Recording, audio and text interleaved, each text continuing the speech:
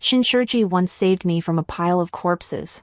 Before I was recognized and brought back to the palace, he taught me to read and practice martial arts, treating me with utmost tenderness. Until I killed the woman he had loved for years. To avenge her, Xianxia became my imperial consort. Through years of scheming, he isolated me from everyone, tormented me in every way, and then cast me back into that pile of corpses. Xianxia said his greatest regret was saving me all those years ago. So when I was reborn, I scrambled out of that pile of corpses myself. Later I heard the rain poured down that day. The aloof young Marquisian, disregarding the filth and mud, knelt half-bent in the pile of corpses, digging until his hands bled. All to find a little beggar. Main text, Xianxia still killed me. On Su Yan's Memorial Day.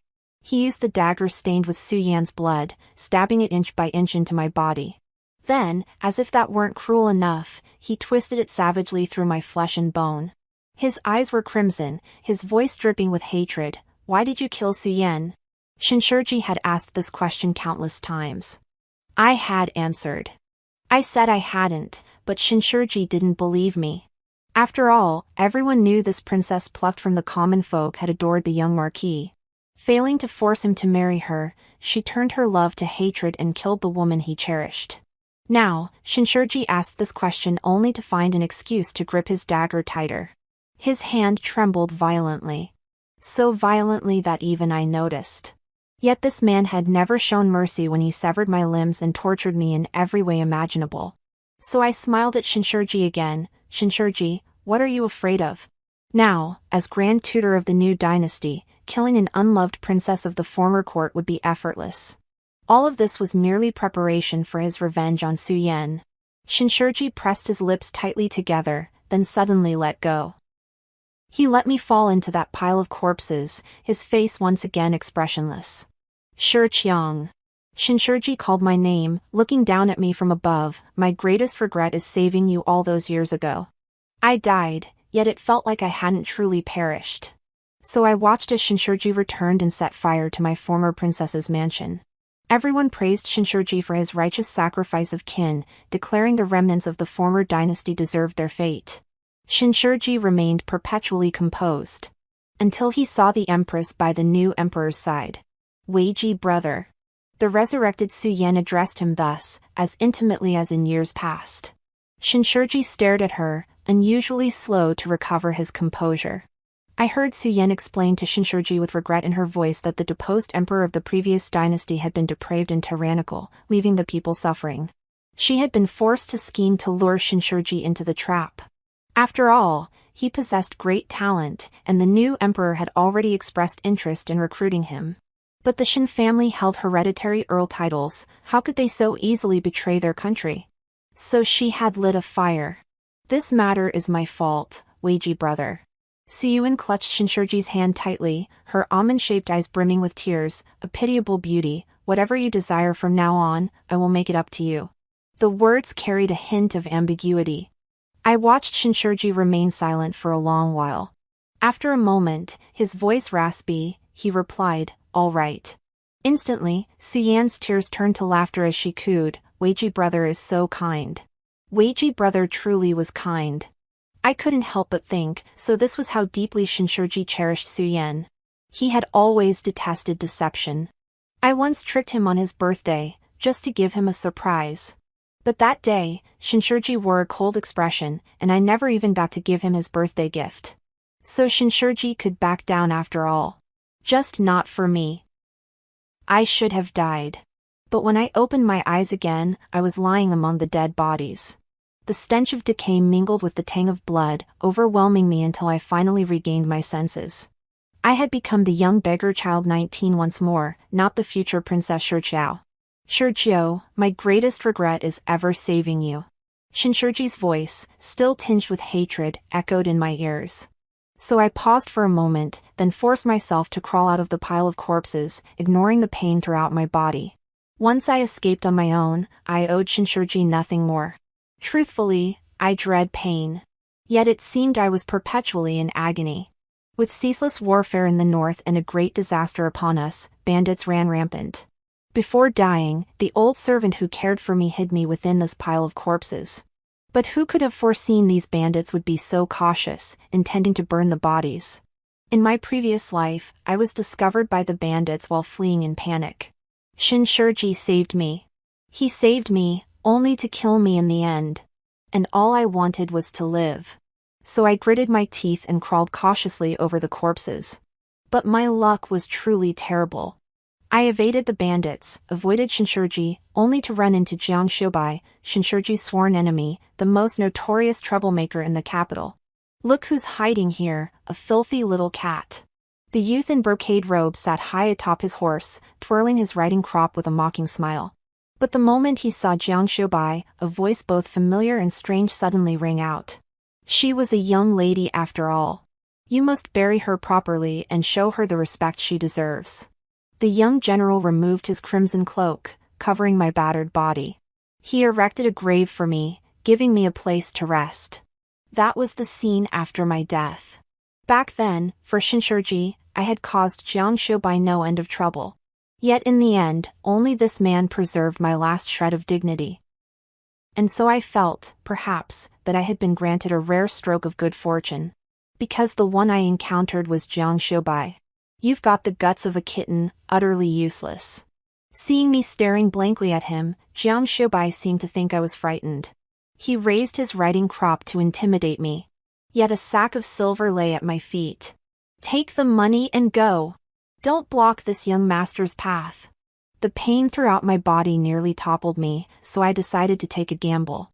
A corner of the crimson cloak hung down from the horse's back. I clutched that corner tightly. Xianxia instinctively lowered his whip. Save me. Please.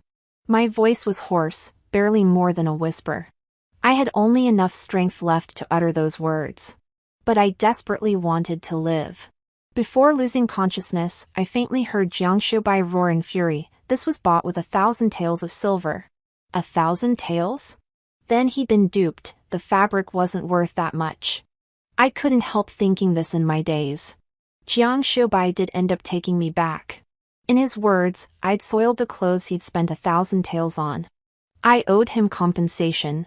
So I became a lowly maid at his side. But more importantly, Xianxia suspected a connection between me and Xianxia. I heard it rained heavily that day afterward. The aloof young Marquis, disregarding the filth and mud, knelt half-bent among the corpses, digging until his hands bled. He personally shot down those bandits. All to find a little beggar. As Xianxia recounted this, he couldn't help but stroke his chin, sizing me up from head to toe. Then he asked bluntly, was he looking for you? Though phrased as a question, his tone held certainty. After all, I was the sole survivor among those corpses. But I wouldn't admit it. I merely offered a limp smile, feigning utter indifference. I don't know. Xianxia let out an exasperated tsk. But he didn't press further. I became Xianxia's bodyguard. Because I discovered bodyguard wages were higher than maidservants, and I needed to pay off debts. Xianxia didn't believe I could fight.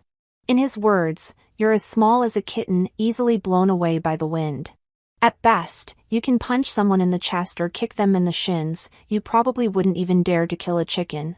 That was until I pinned Xianxia to the ground, a broadsword pressed against his throat, and told him with utmost seriousness, I really am good at fighting. You won't regret hiring me. That's when Xianxia lay on the ground questioning his entire existence.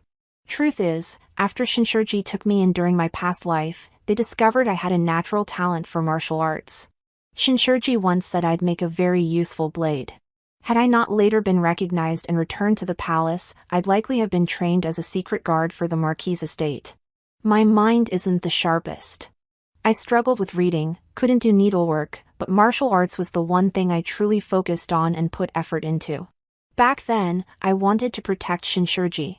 But Xianxia wanted me to protect someone else. Staring at the blade in my hand, I felt a moment of daze. Yet I couldn't help but think optimistically, things are actually pretty good now. At least I can choose who I want to protect. Xianxia got up, muttering curses under his breath. He couldn't beat me, so he resorted to using his status to intimidate me. Where did all the food I fed you go? After all this time, you're still skinny as a cat. Anyone would think I mistreat you." Before he finished, Xianxia narrowed his eyes and leaped up. Then he exclaimed with feigned horror, "Admit it. You wanted people to think I abused you, didn't you? Well, you look like a wooden-headed little girl, but inside you're full of mischief and tricks." I blinked, taking a while to follow Xianxia's train of thought. So I explained earnestly to Xianxia, "No, it's because I just can't gain weight." I found myself explaining this often, yet no one ever believed me. But I still wanted to say it. What if? Xianxia froze. He was the type who always spoke without thinking. He probably hadn't expected anyone to actually defend him against such a blatantly offhand remark. Xianxia paused, his expression complex. "You believed me?" I nodded, then shook my head. Perhaps because of the debt from my previous life, I instinctively didn't want Xianxia to misunderstand me. So Xianxia watched me, scratched his head, sighed deeply, and looked troubled. "Oh man, how did I end up picking up a fool?" I corrected him, "I just don't like lying." Xianxia gave a half-hearted nod, acknowledging my words. But from that day onward, my food carried a faint, bitter medicinal taste. I knew nothing of pharmacology. Yet during my time in the palace last life, I'd heard tales of noble families drugging their guards to control them. It seemed Xianxia didn't trust me either. Truthfully, I wasn't deeply saddened. Well, maybe just a little disappointed. But I dared not let myself feel too much. Until, after some time, I discovered my body showed no signs of abnormality. I even rarely caught colds. I went to ask Xianxia. "You have the nerve to ask?" Xianxia initially pretended not to hear. But after I pressed him until he grew impatient, he couldn't help but glare at me angrily. Then he shifted his gaze away in disgust. "My precious herbs could turn a dog into a pig. But you? After all this time, you're still skinny as a beggar child." He whispered the last part. But I have sharp hearing. So I learned, oh, so those herbs were meant to nourish me. I pressed my lips together and told Xianxia earnestly, "Those herbs are wasted on me." I only wanted to find a way to repay Xianxia's kindness, but it seemed like I was only accumulating more debt. I didn't want to return to that palace that devoured people. But I also had no money to repay these medicinal herbs. Xianxia didn't like hearing this. So he glared at me, "What do you mean, a waste? When I first found you, you were sick every other day. Now you can take on 4 of my guards single-handedly. That proves this young master knows how to take care of people. Go tell my parents how capable I am." I remained silent, calculating in my mind how I could possibly repay this debt. Xianxia probably guessed my thoughts. He let out a tisk sound. "You wouldn't be thinking I'm a sucker, would you?" I glanced up at Xianxia and nodded. This young master of the Jiang family was famously gullible throughout all of Yongzhou. Take that cloak he bought for 1,000 taels, it was actually made by some obscure embroiderer too poor to pay her doctor's fees. Xianxia laughed in exasperation. "You can't even lie about cursing the owner in your heart. You really are a block of wood." Though he was scolding me, his eyes sparkled with amusement. Until I added, "My life isn't worth much. That silver could buy many others like me." After Xianxia brought me back in my previous life, he had also sought out a doctor to examine my health. So I knew he'd spend a great deal. I wanted to live, but I couldn't owe too much. When debts exceeded what I could repay, survival itself became a luxury. Especially since Xianxia's kindness always came with a price tag. I'd already learned that lesson the hard way. Then I watched the smile fade from Xianxia's face, bit by bit. After a long moment, he tugged at the corner of his mouth. In a voice tinged with mockery, he murmured, "That's precisely why I loathe this world that treats human life as worthless chaff. This world has always regarded human life as chaff. Massacres are commonplace, life itself is the least valuable commodity." I watched Xianxia in silence, sensing a kindness within him that clashed sharply with this world. This was hardly a blessing. But it didn't matter. I would protect Xianxia regardless. If he couldn't bring himself to kill, then I would kill for him. Xianxia hadn't expected my response anyway. He pondered for a moment, then suddenly smiled. "Since you're so eager to repay your debt, then do me a favor. All right. I agreed without hesitation. And just like that, Xianxia reverted to his usual carefree self. That momentary wait seemed like nothing more than my own illusion. Xianxia had originally come to Yongzhou to visit his maternal grandfather. His next encounter with Xianxia occurred on the return journey to the capital. When our two groups crossed paths, I should have avoided him. But then, stray soldiers blocked our way, and black-clad assassins intercepted us. Xianxia cursed, "This must be that bastard Xianxia's doing." Xianxia remained utterly convinced that he was universally well-liked. No one in the capital or Yongzhou would dare harm him. He ordered me to stay put in the carriage, saying it wasn't proper for a young lady to get involved in fighting. I said nothing, only tightening my grip on the dagger in my hand. The attackers were clearly prepared. Xianxia cursed Xianxia with his words, yet rushed to save him. A long sword thrust toward Xianxia. Xianxia, whom Xianxia was shielding, clearly saw it, yet stood there indifferently, offering no warning. Until I stepped in front of Xianxia. The sword pierced my shoulder, but I severed the bandit's head. It was the simplest, most effective method. But blood still splattered onto Xianxia's clothes. I'd heard this outfit was quite expensive. Seeing Xianxia's face suddenly darken, I instinctively shrank my neck and stammered, "Actually, I was trying to protect you."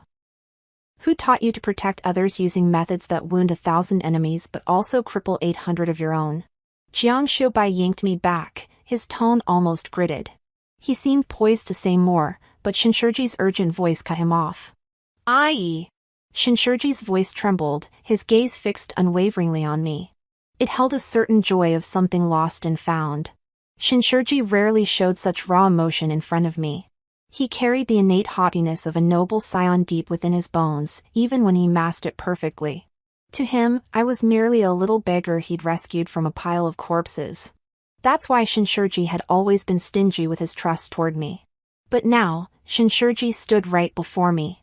His eyes were red-rimmed, his voice straining to suppress his emotions. "I found you." He truly made no effort to conceal his unusual state. The aloof young Marquis of Shen should never have gone out of his way to search for a beggar child outside Yongzhou City, nor could the gentleman praised by all in the capital remain indifferent when his own savior faced danger. Only Shen Taifu, who later endured humiliation to become the imperial son-in-law and aided the new emperor in overthrowing the old dynasty. Suddenly, Xianxia's single word of approval to Su Yan flashed back to me. I instinctively took half a step back, only to be blocked by Xianxia. Xianxia's body stiffened for a moment. "If you wish to acknowledge kinship, discuss it later," Xianxia abruptly interrupted, his expression unusually cold. He led me toward the carriage, his shoulder forcefully shoving aside Xianxia who stood in the way. Then he casually tossed out, "What deep grudge is this, blocking the path?" Anyone unaware would think the young Marquis deliberately obstructed us, punishing the young lady to make her suffer a bit more. His tone was flippant. Yet when I looked at Xianxia, I saw his lips pressed tightly together, his eyes holding a ferocity I'd never witnessed before. For a fleeting moment, I felt as though I was seeing the future invincible war god, the young general who would conquer all on the battlefield. Xianxia staggered from the collision. It was unclear which word Xianxia had spoken that struck a nerve. The color drained from his face, leaving him looking paler and weaker than I did as an injured patient. Finally, he stared blankly at my retreating back. His lips trembled twice before he murmured an explanation in a barely audible voice. I didn't. But his words held little persuasive power. I couldn't help but glance back at Xianxia. This man was a master of pretense. He clearly despised me intensely, yet now he was putting on this act of deep concern. But why had he come looking for me again? I didn't owe him anything. Fallen for that pretty boy? Xianxia suddenly blurted out. He sneered, "Your taste is truly awful." Seeing my blank stare, Xianxia rubbed his forehead in irritation before shoving me into the carriage. He snapped at me again, "I'll settle this with you later."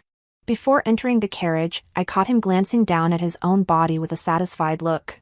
Only then did he mutter under his breath, "That frail little body?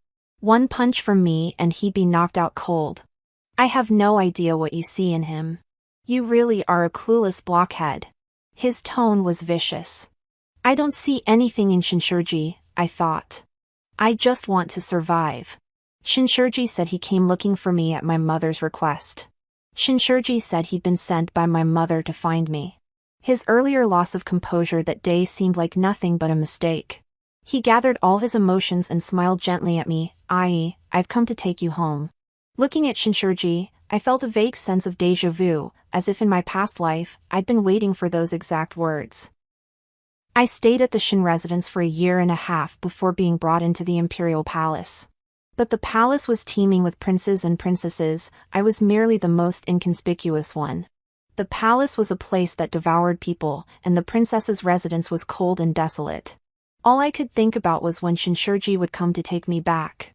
Yet I waited for a very, very long time only to see Xianxia burst into my princess's residence with a sword in hand, his eyes bulging as he demanded, "Why did you kill a Yuan?" That day, I nearly died by the blade of someone who couldn't fight. I had no home. And no one would come to take me home. Xianxia said nothing. To be precise, since the day I was injured, Xianxia hadn't spoken a single word to me. Yet now, his silence suddenly filled me with dread. So I instinctively grabbed Xianxia's sleeve. Just like that first day, when I'd grabbed the corner of his cloak and clutched it tightly. I asked him blankly, "You don't want me anymore?" The words felt wrong the moment they left my mouth. So I licked my dry lips and hurriedly added, "I still owe you the silver, and those medicinal herbs. And that thing you asked me to do earlier, I haven't finished it yet." My voice trailed off as I suddenly realized something. Though I claimed to want to repay Xianxia, it seemed I'd only ever been a burden to him. Xianxia stared at me blankly. After a long moment, he turned his head away, muttered a low curse, then couldn't help but raise his arm to shield his eyes. "You're such a stubborn block of wood, you'll be the death of me." His voice was barely audible, but I heard it clearly. I watched the tips of his ears, hidden beneath his dark hair, gradually flush crimson. Finally, he cleared his throat nonchalantly, "She refuses to go with you." A hint of pride flickered in his expression. I'd expected Xianxia to put up a fight. Instead, he just stared fixedly at my hand clutching Xianxia's sleeve, the light in his eyes slowly fading. Finally, he croaked, "Fine." This wasn't Xianxia's style at all. Instinctively, I'd assumed he wouldn't let it go. After all, he needed a reward. A reward for reclaiming the imperial bloodline. The Marquis of Xin was notorious for favoring his concubines over his wife. Though Xianxia was the young marquis, countless eyes within the marquisate, openly and covertly, watched his position. In my past life, Xianxia had used this reward to secure his standing and nearly won the hand of his beloved. Now, given another chance, he would only act with greater skill. So I grew wary. Xianxia saw the wariness in my eyes. His body, as if unable to stand steady, swayed slightly, his face turning a terrifying pallor. Finally, his usually proud and straight back was nearly bent double. He coughed heavily, yet forced a gentle smile toward me, "As long as you're happy, you." Yet his eyes were red, as if tears would spill at any moment.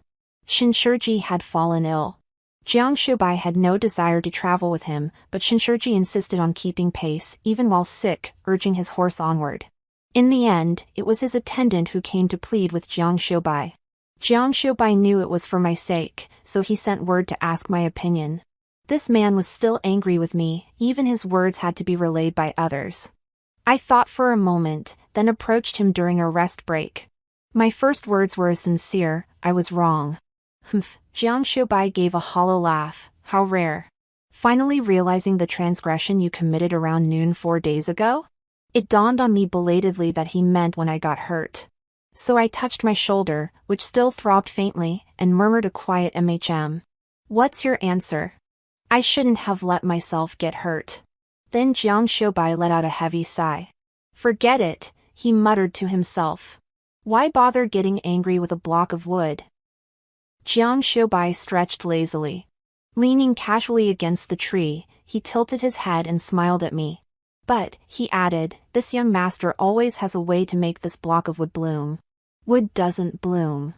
I wanted to argue. But in that moment, I still believed Xianxia. So I asked him, "Are you this kind to everyone?" During the time I'd spent with Xianxia, I'd noticed how different he was from the people of the capital. He seemed to get along with absolutely anyone. Scholars, farmers, merchants, laborers, even beggars on the street could exchange a word or two with him. Xianxia froze at my question. He appeared to ponder for a moment before his expression softened. Naturally. Why else would I have friends across the 4 seas? You reap what you sow. Though he spoke thus, in that instant I sensed a profound, sorrowful loneliness emanating from him. A loneliness that existed apart from everyone else. How strange. But he quickly changed the subject. Woodenhead, I suddenly miss home. Home in the capital? Xianxia paused, then smiled, naturally. Yet I sensed, deep down, that he was lying. On the day we parted, Xianxia came looking for me. A wrong. He called out to me, then coughed heavily. He was gravely ill, his pallid face flushed with an unhealthy crimson. After calling my name, Xianxia fell silent again. He simply watched me quietly, his eyes holding a trace of hope that was all too easy to see. Xianxia's body had been ravaged by the sordid affairs within the home mansion. He sought out someone to heal my body, so I, too, sought ways to rid him of his poison. Once, I climbed a cliff to gather a medicinal herb for him. Even after breaking my arm in the fall, I joyfully delivered it to him myself. Yet back then, Xianxia blamed me for not staying with Su Yan, claiming it led to her injury during that period. Later, that herb, said to raise the dead and mend broken bones, was taken by Su Yan. Even though she had only suffered minor flesh wounds. Xianxia truly adored Su Yan. I thought this, then walked past him without flinching. But in that very instant, Xianxia's hoarse voice broke the silence. It sounded like he was desperately suppressing tremors, or perhaps quietly awaiting some known punishment. You're back too, aren't you? The moment Xianxia finished speaking, my hand instinctively reached for the dagger at my side. No one was around. Xianxia seemed oblivious to my movement, continuing softly to himself, 19 is a kind-hearted girl. She couldn't bring herself to kill, so I deliberately put myself in danger to force her to draw her blade. That first night she took a life, 19 was too afraid to sleep. I made her get used to it. 19 was terrified of pain. When I brought her back, even the slightest scratch would make her wince unbearably. I forced her to learn endurance, to endure excruciating pain without uttering a sound. 19 was too soft-hearted. If she saw me like this, she'd surely try to cheer me up. It was I who shattered that hope, making her hate me with every fiber of her being. But that was all later. Xiao, it's you who's returned, right? Xianxia's breathing quickened. He seemed to be anticipating something, yet deep in his eyes lay a blinding despair. What answered Xianxia was the blade pressed against his throat. My expression remained blank. I just want to live. Everyone wanted me dead. But I wanted to live. When I first reborn, I lived in constant fear, dreading being branded a demon and burned alive. Learning Xianxia was like me, I dared not sleep soundly at night, afraid I'd wake to find myself either slain by him or dragged into that man-eating palace. If he wanted to harm me, it would be effortless. Though reborn, I remained the same person from my past life. I was dull-witted, lacking cunning schemes.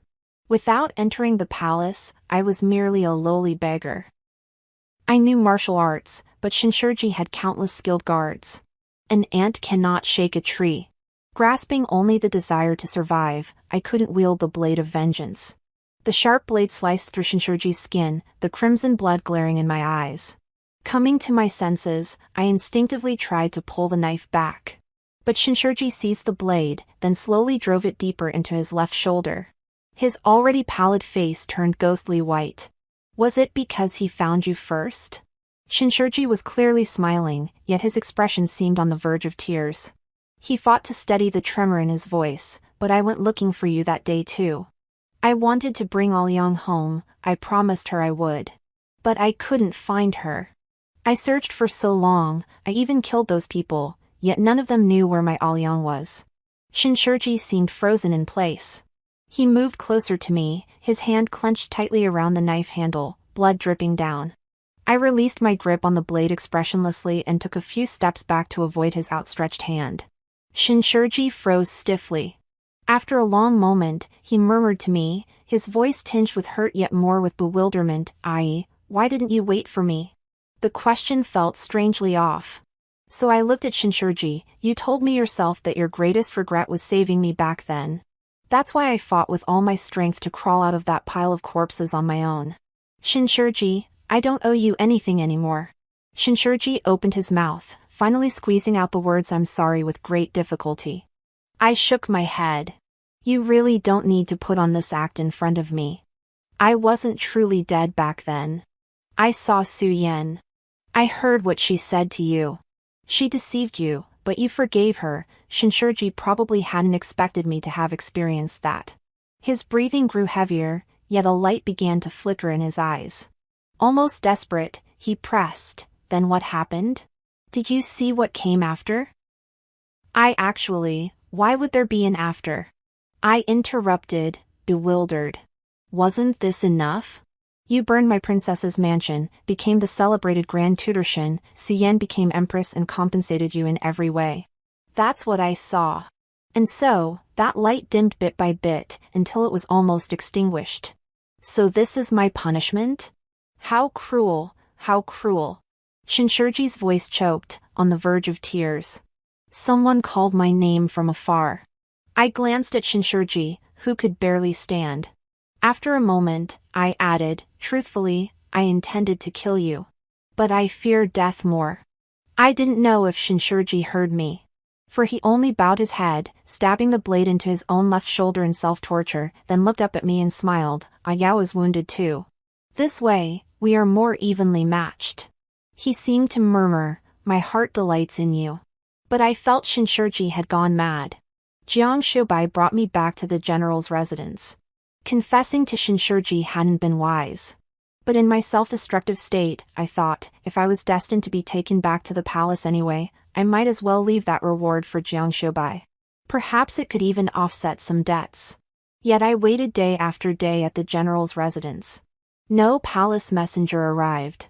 Instead, I heard that the young Marquis of the Xin family had severed ties with his childhood sweetheart, whom he had long admired. Soon after, I learned that the young sweetheart was accused of plotting rebellion. This time around, Xianxia had pushed Su Yan to her doom. They say that Su family's young lady pleaded outside the Marquis's residence for a long time, but Xianxia never even deigned to look at her. As Xianxia spoke these words, his gaze kept drifting toward me. Then he lectured me, woodenhead, you'd better be more discerning when choosing a man in the future. Don't just look at a pretty face. Character, conduct, physique. You must consider every aspect. I nodded slowly, thinking Xianxia was absolutely right. I didn't realize at all how shocking his words were to ordinary girls. After all, whatever Xianxia said, I believed. And clearly, this pleased him greatly. Until Xianxia's second elder sister's irritated voice suddenly rang out, Qingqier, you're corrupting a Jew again. Qingqier was Xianxia's childhood nickname. I'd heard that when Xianxia was born, he was as small as a sparrow and exceptionally frail, nearly losing his life several times. Perhaps influenced by the folk saying that a cheap name makes for easy upbringing, the general's wife called Xianxia by the nickname Qingqier for several years, hoping it would help him survive. Upon hearing this childhood name, Xianxia instantly jumped up, his embarrassment turning to anger as he shouted, "Didn't I tell you never to call me that again?" Xianxia felt the name sounded like a girl's, completely mismatched with his handsome, imposing appearance. Second sister Jiang gave a cold laugh, twisted Xianxia's ear, then turned to me and said, "He's always talking nonsense. Just listen, don't pick up his bad habits." I glanced at Xianxia, who was grimacing but clearly amused beneath it, and nodded. But when Jiang Erji wasn't looking, I silently mouthed to Xianxia, "I know." Jiang Erji then ruffled my hair and praised, "Jiu is such a good girl." Xianxia was delighted beyond measure. The people at the general's residence treated me exceptionally well. I suspected it was because of something Xianxia had said or done. But Xianxia said no. He countered, "Why can't it simply be because you're wonderful? Father says you have talent in martial arts and are diligent, a rare gem. Mother says you're obedient and kind. She couldn't find anyone in the mansion to confide in, but you listened to her earnestly. Since you came, Mother has been much happier." Second sister also said that if she had a daughter, she'd want her to be just like you, so, blockhead, why can't it be because you deserve it? I didn't answer, but inside I thought, if I'm truly so wonderful, why didn't a single person like me in my past life? No, perhaps there was one. Xianxia Bai's eldest sister, now imperial consort Jiang. She was the only one who ever protected me in the palace. It was she who told me, little Ollie, if you can escape, flee this devouring imperial palace at once. But I didn't escape. Neither did imperial consort Jiang. The once-spirited and spirited daughter of the general's household perished in that filthy harem. She perished under false accusations, treason for colluding with enemies, and Empress Jiang corrupting the harem. Later, the general's family was exonerated. The emperor shed a few tears, bestowed various honors and titles, and the matter was swept under the rug. At this thought, my body froze instantly. Memories from my past life, things I'd somehow forgotten, surfaced once more, plunging me into an icy dungeon. Meanwhile, Xianxia Bai bowed her head and asked, since my eldest sister cannot leave the palace, she sent some trinkets and fabrics to our residence. They've already been delivered to my courtyard. I'll take you, Xianxia Bai. I suddenly grabbed Xianxia Bai's arm, yet the words caught in my throat. I was afraid.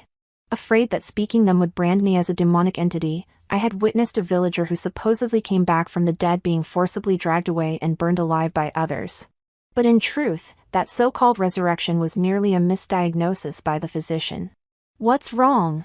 Xianxia Bai turned his head to look at me, his gaze as serene as ever. And so I suddenly fell silent. I reminded myself, this is Xianxia Bai, to whom I owe countless favors. This is the general's residence, where I have been treated with the utmost kindness. Then I heard myself speak, my voice rough and strained. I once had a dream. I still couldn't bring myself to tell Xianxia Bai that I was someone who had returned from the dead.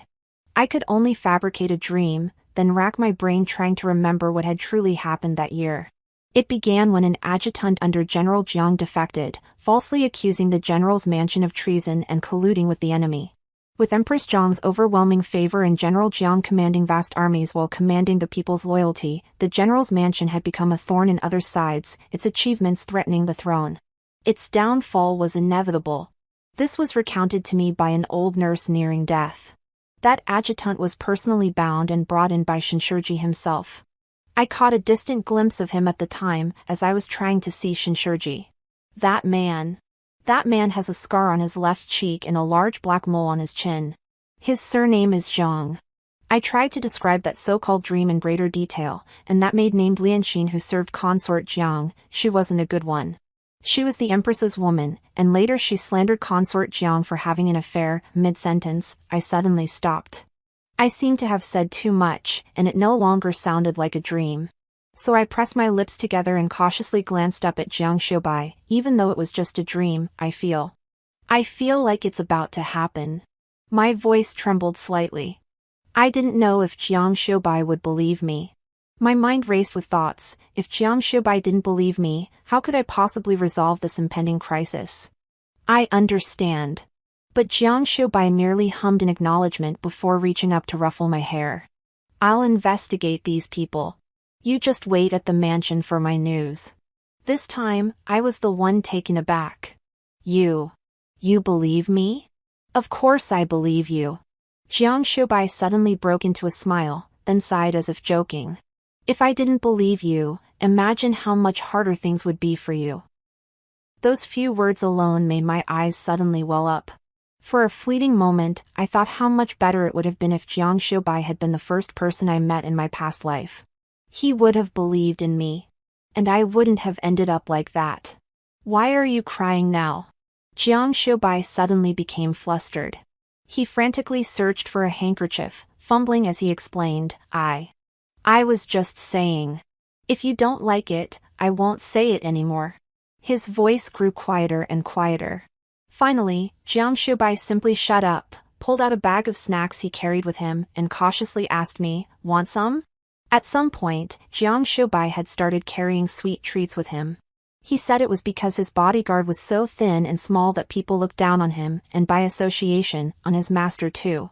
I nodded, but my eyes were still red. I couldn't quite tell if it was from fear of being discovered or because of what Xianxia had said. But Xianxia let out a sigh of relief. He lay back in the recliner, hands behind his head, gazing quietly at the sky. Even after I finished the treat, he remained perfectly still in that same position. "Wood," he called to me, turning his head to look at me, his eyes brimming with playful laughter. "I actually miss home quite a bit. You are home now, at the general's mansion. Not this home." Xianxia smiled and pointed at the sky. "My home is very, very far away. Perhaps I'll never return in this lifetime." I froze, then blurted out, "Could it be? You're an immortal?" Xianxia laughed so hard he clutched his stomach. "If you put it that way, it's not entirely wrong," he said, tilting his head. "After all, those from my realm can ascend to the heavens and dive into the seas. To you, we truly are like immortals. We are the same." Xianxia stood up. He seemed to want to pinch my cheek, but then remembered something and curled his fingers. In the end, he only leaned down, lightly brushing my face with the cool back of his hand as a comfort. He looked at me earnestly again, his voice soft. "So, little cat, don't be afraid." Xianxia always called me his little cat. A frail, timid cat, yet one who was actually incredibly spoiled. And made of wood, to boot. Xianxia disappeared for a while.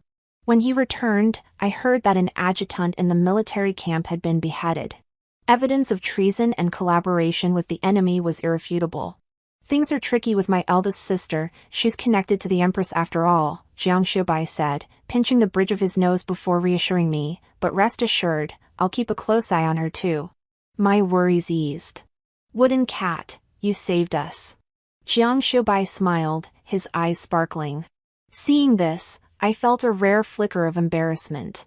Later, he grew increasingly busy and no longer wished to take me along. So second sister Jiang took me out of the mansion to play.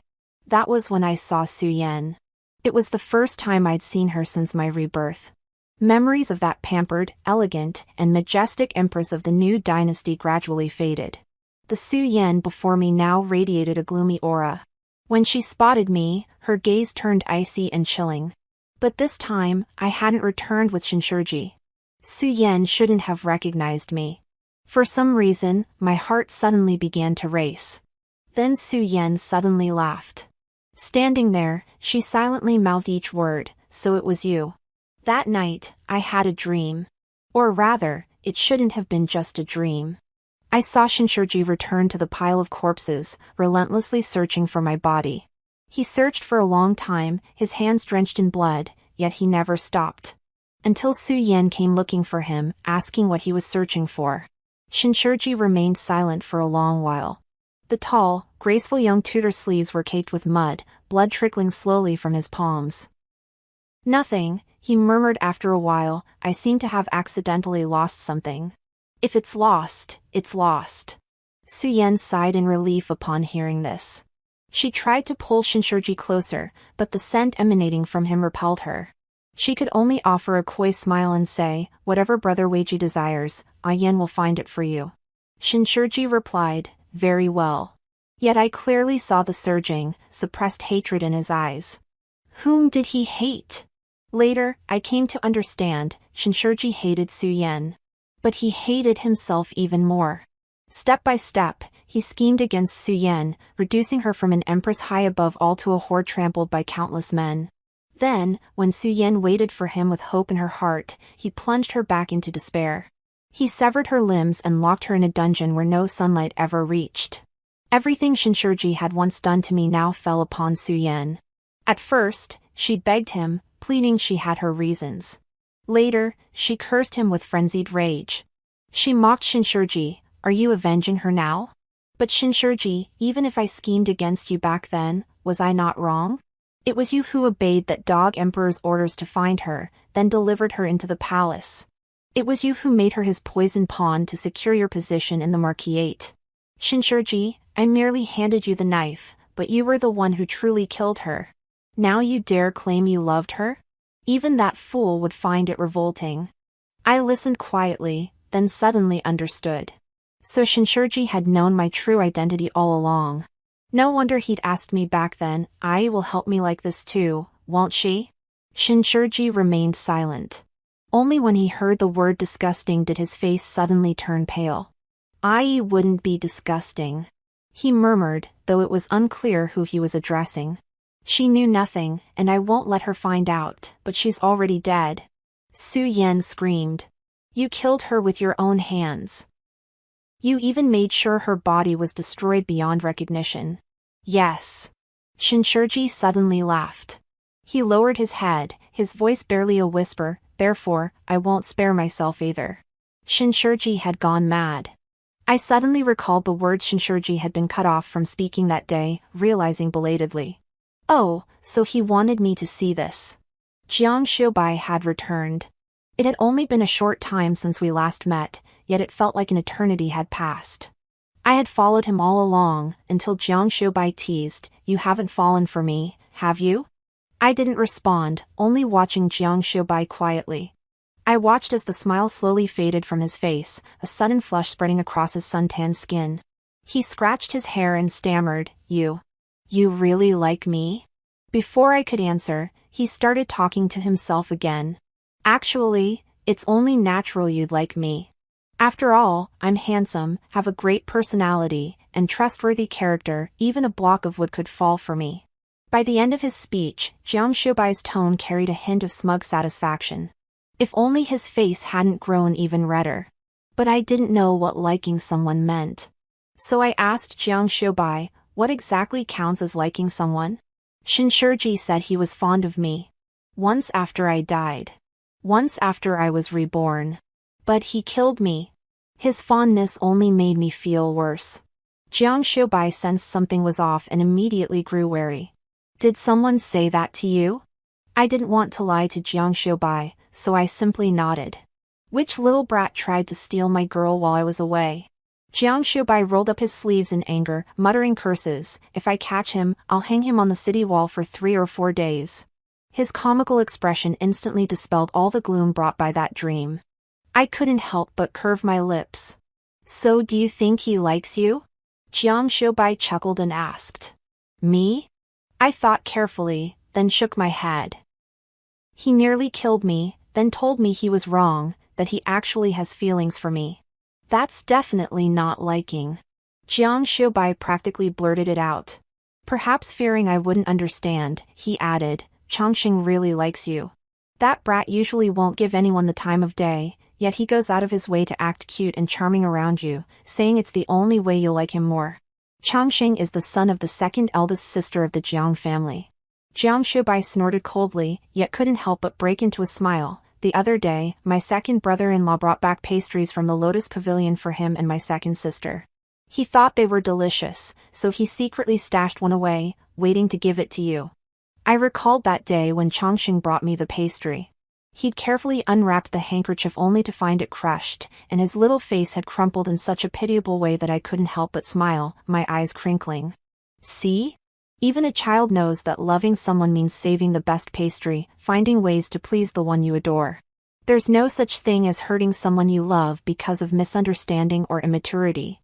If you've ever felt hurt, then it wasn't true love. Xianxia propped himself up on his knees, gazing directly at me with crinkled eyes. Little Wood, remember this, if you haven't felt that affection yourself, it can't be called liking. I watched the tiny reflection in Xianxia's pale eyes. I watched the utterly familiar face unconsciously lighten with a smile I'd never seen before. So, unusually flustered, I averted my gaze. After a long moment, I whispered to Xianxia, I don't have a name. Like Xianxia, I nearly didn't survive my infancy. But I was far less fortunate than he. Born on the 19th day of the 12th lunar month, my mother casually named me 19. No proper name was ever given. She believed I wouldn't live long enough to warrant one. Later, I entered the palace. I was merely a girl brought in to serve as the emperor's medicine tester, no need to waste thought on a name. So I became Xiao. From beginning to end, I never had a name truly my own. Xianxia froze, seemingly unable to grasp why I was telling him this. Only when I cautiously asked him again did he respond, So, Xianxia, could you give me a name? He opened his mouth, then closed it. I continued, speaking to myself, actually, I think the surname Jiang sounds quite nice. I looked at Xianxia, my voice carrying a hint of hope I hadn't even noticed myself. Is that okay? Xianxia took a deep breath. He straightened up, teasing, you sure about this? If you take my surname, you'll be mine. He seemed to revert to his earlier carefree demeanor, yet his voice trembled faintly. I was confused. Aren't I already your bodyguard? Wasn't that enough to make me his? You really are a block of wood. Xianxia's breath caught, and after a long moment, he muttered a low, mocking curse.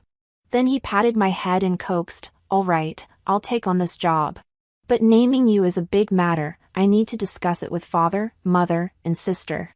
After all, we'll be family from now on. Family? My eyes lit up instantly, then I smiled, biting my lip. I had a home. And I had waited for someone to bring me home. But I still hadn't received the name Xianxia would give me. An imperial edict arrived at the general's mansion, and I was brought into the palace. The emperor shed a few tears, clutching my hand in feigning concern, saying I'd suffered wrongs all these years. Everything seemed to repeat itself from my past life. But clearly, I had tried so hard to avoid it. Trapped in the palace, I began drinking those excruciatingly bitter medicines. The reigning emperor pursued immortality.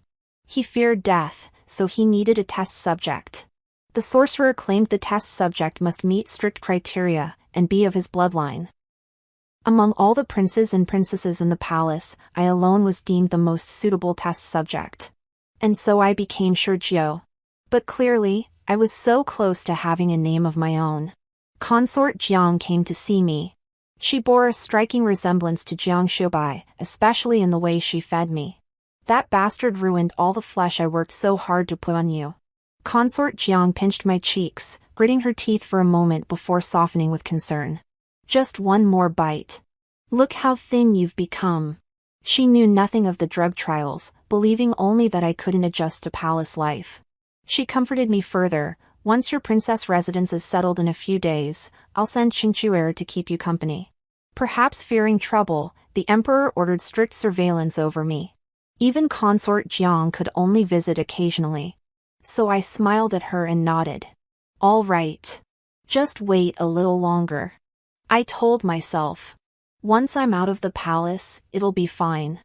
I endured it in my past life too, just hold on a little longer. Though I thought this, the bitter taste of the medicine still made it hard to swallow. I should have grown accustomed to them by now. But I recalled the medicine hidden in my food. I remembered the bag of candied fruit Xianxia always carried. I realized I still longed for Xianxia. Longed for him deeply. I counted down the days until my departure. Yet as the days passed, the emperor showed no sign of relenting on my transfer to the princess's residence. And Consort Jiang remained confined within the shattered river hall, unable to leave. The daily doses of medicine grew heavier and heavier. The emperor seemed increasingly impatient. This sudden change unsettled me. It wasn't until a new consort Su arrived in the harem, favored with the emperor's full attention, that I understood the source of my unease. It was Su Yan. Only then did it dawn on me, Su Yan must have known my true identity. After all, she had once been Xianxia's most trusted confidant. On the day Su Yan came to see me, I had just been forced to drink 2 bowls of medicine, my body throbbing with pain. How pitiful. She looked at me, her eyes holding a trace of pity I couldn't fathom. Xianxia hasn't come to see you, and that young master from the general's residence can't get in either. See? Men are all unreliable. In the end, you can only rely on yourself. I didn't particularly want to engage with Su Yan. But I had to admit, her last statement was spot on. So I smashed the bowl, driving the shards deep into Su Yan's chest. I truly must rely on myself. I murmured, therefore, this vengeance, I must exact it personally. Yet the medicine had damaged my body. So even with all my strength, I only managed to scratch Su Yan, drawing a little blood. You mad woman! She screamed in pain. The palace maids hurriedly pulled me away. I tilted my head, watching Su Yan with her hair disheveled and her appearance utterly disheveled, completely unlike her previous lofty demeanor. Suddenly, I laughed. I thought it was indeed because of Xianxia. My courage had grown considerably. This was good. The palace was in turmoil. The emperor suddenly fell gravely ill, leaving the crown prince position vacant for a long time. Several princes openly and covertly vied for that seat. This was something that had never happened in my previous life. Before long, the third prince staged a coup. On the day of the palace coup, Xianxia found me. It was the first time I had seen him since arriving in the capital. The usually dignified and proper young marquis now radiated a fierce, murderous intent. Yet upon seeing me, that aura abruptly shifted into the gentle smile I knew so well. He extended his hand toward me, cautiously. I'll take you away. I sat there, quietly watching Xianxia. Watching his fingers twitch back, then awkwardly calling me again.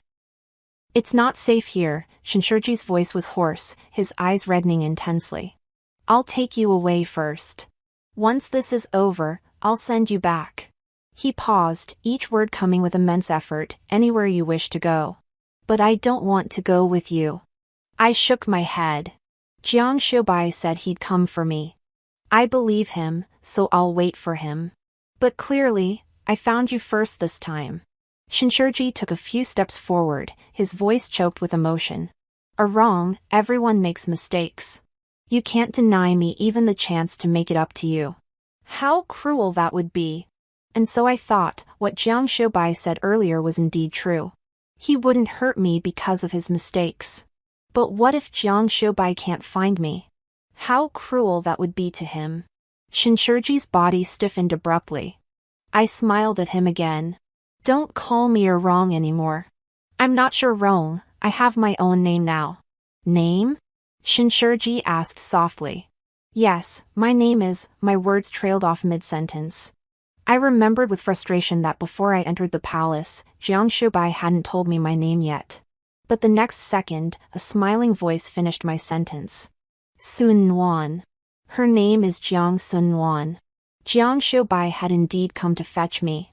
I merely went to fetch the antidote, yet you beat me to it. Xianxia arched an eyebrow, tilting his chin toward me. What are you standing there for? Come over quickly.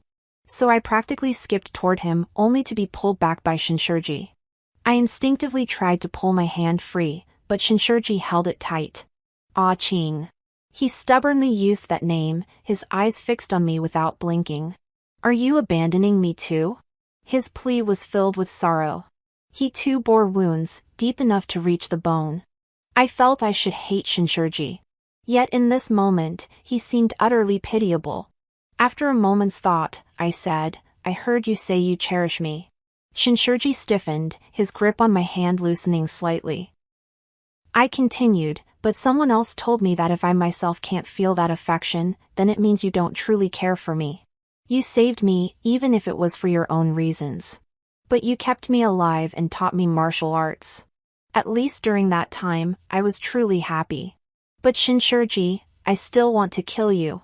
But you can't kill him. After all, he's now the second prince's right-hand man. The third prince staged a coup, and the second prince saved the throne. A grand spectacle. Xianxia walked over with a smile, gripping Xianxia's hand hard to force him to let go. I heard the sound of bones snapping. Xianxia grunted, his arm finally dropping limp. I sighed regretfully, then I suppose it's best not to. I'm dying soon. Xianxia had regained his composure by now. He gazed deeply at me, then suddenly smiled, it won't dirty your hands. And so I felt a bit lost again. Why was he dying again? He took an arrow meant for the second prince. The tip was poisoned, no antidote exists. Xianxia squeezed my hand, then lowered his gaze. Though I dread saying it, I must tell you, he traded his life to beg the second prince for your lifelong peace and happiness. I thought you wouldn't say. Xianxia tugged at the corner of his mouth. Xianxia sneered coldly, his eyes flashing with defiance. I'm not like you. This time, Xianxia fell silent. But I won't thank you. I turned to look at Xianxia and whispered, though you saved me, you also killed me. I fear pain, yet you've kept inflicting it upon me. That's fine, Xianxia coughed violently, his sleeve stained with splattered blood. He stared blankly at me and smiled. That's perfectly fine. I averted my gaze, tugged at Xianxia Bai's sleeve, and started to walk out. I asked him again, what was that antidote you mentioned earlier? You stubborn blockhead. Xianxia Bai gave my head a light, exasperated pat before handing me a porcelain vial. You've been a test subject for so long, who knows how many poisons you've ingested? Of course you need an antidote. Here, take it. I murmured, oh. Contrary to my expectations, it wasn't bitter. The antidote was sweet, just like a sugar pill. It was the sweetest thing I'd tasted in ages, and greedily, I asked for more. Is there any more? I turned to Xianxia Bai, but all I saw was a sea of red. Staring blankly down, I noticed the porcelain bottle was stained with dark crimson blood. The blood blended with the bottle's color, and I hadn't noticed it at first. Why so greedy? Has our wooden cat turned into a little glutton? Xianxia Bai was still smiling, but blood kept trickling from his nose and mouth. I froze in place, a chill suddenly gripping my heart. Xianxia Bai. My voice trembled as my vision blurred. I asked him, why are you bleeding? Xianxia Bai said it was due to the hot, dry weather causing internal heat. He roughly wiped the blood from his face and reassured me, it's fine. I'll just eat something cooling and detoxifying when I get back.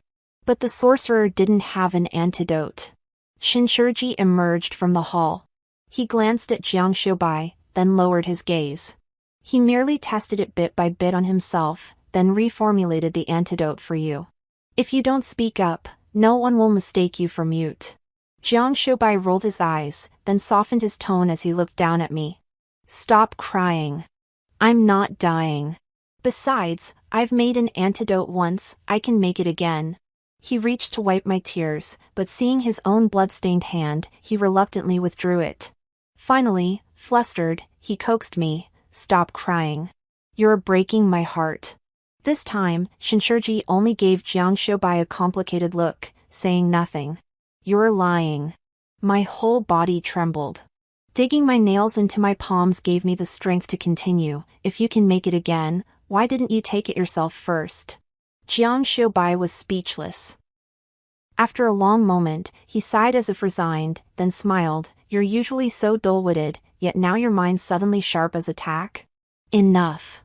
I tried to speak, but he cut me off. Xianxia Bai took my hand and led me forward. I'll see you out first. Don't worry. A scourge like me lives on for 1,000 years, I'm not dying anytime soon. Besides, after living this long, I'm thoroughly sick of it. He murmured that last sentence softly. But Xianxia Bai had deceived me. He'd been struck by an arrow. To hasten the antidote for me, he'd even increased the dosage. Now the arrow wound and poison were taking their toll. As we neared the palace gates, a large contingent of guards surged forward. Their numbers far outstripped those Xianxia Bai had brought. They were the third prince's men. Whoever had betrayed us was unknown, but it no longer mattered. They surrounded us completely, awaiting only a single command. Though it pains me, I may have to break my promise, Xianxia Bai gasped softly, yet his face still held a smile. But at least we're almost there. You only need to take that final step alone. I couldn't speak, only wiping the blood from his body over and over. Enough. Xianxia Bai seized my hand, amused. My pretty girl is getting all dirty. Speaking had become an immense struggle for him now. Xianxia Bai nudged me toward the exit, coaxing, go ahead. I'll come find you later. But this time, I didn't believe Xianxia Bai's words. He seemed to sense my doubt, sighing heavily. Fine. I suppose I'll never get back the kindness I showed you. At least those 1,000 taels of silver were well spent. Even now, he still found room for jokes. They say souls return to their homeland. I can go home now. Aren't you happy for me? I knew exactly what home meant to Xianxia Bai. So I said nothing and tried to pull him up again. Just talk to me for a bit. Xianxia Bai grabbed my arm, his eyes pleading, tinged with a hint of petulance. It's been so long since I've seen you. While no one's around, let's have a proper talk. Despite the crowd surrounding us, he insisted on saying no one was there. My nose stung, my voice choked with emotion. What do you want to hear? Xianxia eyes lit up, his expression brightening. Anything at all. Like, have you been bullied? If you have, tell me and I'll get revenge for you. Or did my big sister say anything to you? She's such a troublemaker, always digging up dirt on me. I didn't know who charged forward first. Xianxia wouldn't kill someone. But now his blade was drenched in blood. He kept talking. But as he spoke, Xianxia's voice grew fainter and fainter. So, seizing a moment between breaths, I swiftly hoisted Xianxia onto my back and bound us tightly together. Such a clumsy little girl. Xianxia could no longer hold his blade. His eyes closed, he smiled softly, murmuring, "But who can blame me for loving just this one?" Xianxia, I feared he might slip into unconsciousness, so I found words to say, "What exactly do you want to hear from me?" If I weren't in the midst of killing someone, this might have been a good opportunity. What do you want to hear? Xianxia gathered his strength. Then he leaned close to my ear, his voice barely a whisper. "I want to hear if Wan truly likes me." I killed someone who tried to rush at Xianxia, answering indirectly, "Xianxia, I've done what you wanted me to do. Long ago, Xianxia asked me to do something for him. Then tell me why you're fighting so desperately to stay alive." All right. I'd been searching for that reason. Now I've found it. So I said, word by word, "I want to walk from south to north, to see everything." Long before that, Consort Jiang had mentioned she had a mischievous younger brother. That brat couldn't sit still for a moment, always wanting to go out. He kept yapping about walking from south to north, to see everything. Consort Zhang's words carried disdain, yet her eyes sparkled with amusement. She claimed many of her travels were inspired by her brother's tales. And so I remembered. But I'm timid. I need someone to accompany me. And I'm delicate, so that someone must be Xianxia. Only Xianxia. Xianxia, I fear death. But I fear you dying first even more. Xianxia froze, then chuckled darkly. Sounds pretty good, just the answer I like. But you're wrong about one thing, Woodenhead, neither of us will die. I murmured a low The blade in my hand was already chipped, so I switched to another. Wave after wave of people charged forward, then wave after wave fell. I lost count of how many I'd killed. I just kept moving, inch by inch, carrying Xianxia on my back toward the palace gates. Xianxia said he'd always been a kite drifting outside this world. That I was the one who showed him the direction of the string. His words were too cryptic for me to understand. But I knew I was a guard who owed Xianxia a mountain of silver. I had to get him home. Dawn was breaking. I faintly heard reinforcements arriving, and someone anxiously calling out, "How are you holding up?" But my vision was already obscured by a crimson haze, blurring everything. Until something hard poked my face. I instinctively turned my head to look. This time I saw clearly, a flower blooming amidst the blood. A flower carved from wood. Wood has bloomed. Xianxia's voice was barely audible, yet still tinged with laughter. "Wan, we're going home." Epilogue: Xianxia was taken away by his master. A wandering Taoist priest, it was said he had anchored Xianxia's soul when the boy was young. Upon seeing me, the Taoist suddenly burst into laughter. "I'd been wondering why that lad's soul remained so restless, turns out he was searching for you. To defy the heavens by reversing the flow of time, and he actually found a way to make it happen. Remarkable! Truly remarkable!" I understood the Taoist's words, and a bold conjecture stirred within me. But I wanted to hear it from Xianxia himself. "When will I see him again? Why must you see him?" the old Taoist asked with a twinkle in his eyes. This time, my answer was straightforward: my heart belongs to him. And if it takes a lifetime? Then I shall wait for him a lifetime. At this, the old Taoist's laughter grew louder. "Then wait you shall." The old Taoist took Xianxia away, and no one knew where they went.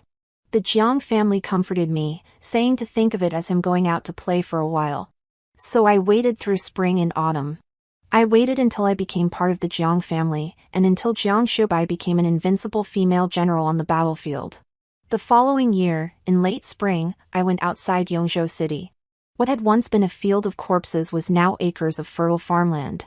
Sitting there, Chin resting on my hand, I watched quietly until a child playing nearby splashed mud all over me. The family apologized to me, trembling with fear. I waved my hand dismissively, signaling it was nothing, but after they left, I couldn't help but frown. This was the outfit Xianxia had personally chosen for me earlier, saying it matched him perfectly when I wore it. Seems I should head back sooner than planned. I sighed, but froze abruptly as I turned. A familiar voice rang out, tinged with amusement. Where'd this filthy little kitten come from? Looks rather pitiful, doesn't it? Blocking people's path isn't very nice. Why not come home with this young master instead? The story ends here. Thank you all for your company. See you in the next chapter.